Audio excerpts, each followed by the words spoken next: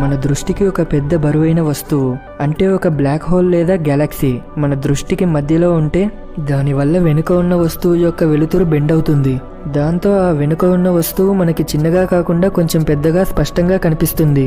దీనినే gravitational lensing అంటారు. కేవలం కాంతి వంకర కావడమే కాదు, కొన్నిసార్లు మల్టిప్లై అయ్యి విభజించబడి అనేక ఇమేజెస్లో కనిపించవచ్చు. దీన్నే స్ట్రాంగ్ లెన్సింగ్ అంటారు.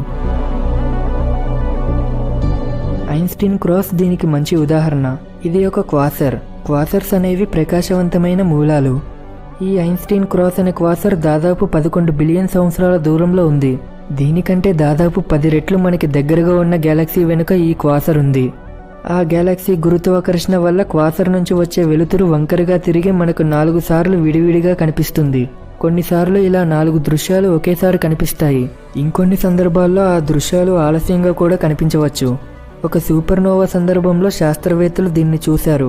ఒకే వస్తువు కొన్నిసార్లు వేరే వేరే టైమ్స్లో కనిపించింది.